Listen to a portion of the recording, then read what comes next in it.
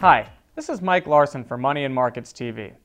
Forgive me for being blunt, but Ben Bernanke and other Federal Reserve officials have their heads in the sand. They're ignoring obvious evidence that inflation is raging, and they're hoping the problem will just go away.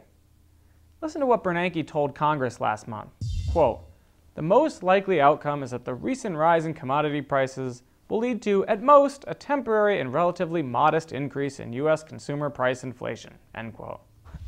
He's obviously not looking at the same numbers I am. Just consider import prices, what it costs for us to bring goods into the country. They surged 2.7% in March, the biggest increase in any month since June of 2009.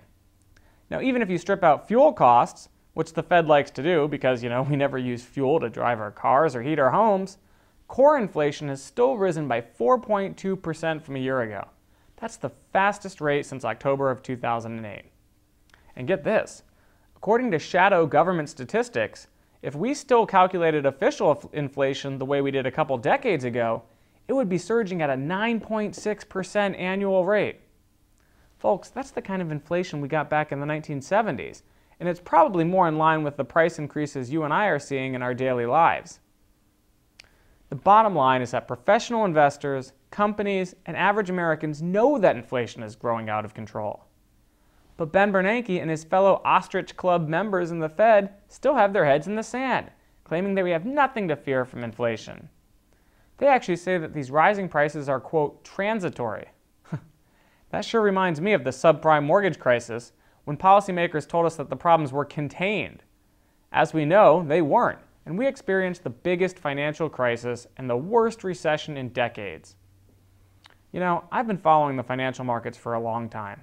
I've read a lot of lousy research and listened to a ton of claptrap over the years. But I can honestly say I've never seen as much cluelessness as I'm seeing in Washington right now. And it's not just Bernanke and his pals at the Fed. President Obama's economic team and many members of Congress on both sides of the aisle are card-carrying members of the Ostrich Club too. For example, much has been made about the $38.5 billion in budget cuts they finally agreed to a few days ago. We're supposed to believe this is some great triumph. But the International Monetary Fund is throwing cold water on that claim. It just warned that the U.S. lacks a credible strategy to deal with the exploding federal debt and deficit, and that it has serious concerns about what that means for interest rates going forward. The group of 20 nations pledged to cut their budget deficits in half by 2013. But for the U.S. to meet that goal, we'd have to push through the toughest austerity measures any of us have ever seen in our lifetimes. With this president in Congress, there's just no way that's going to happen.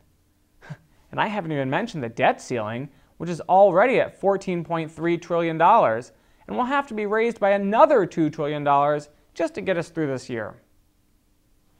These figures clearly show that our country's fiscal outlook is spiraling out of control. So at times like these, you need to implement a strategy of financial self-defense.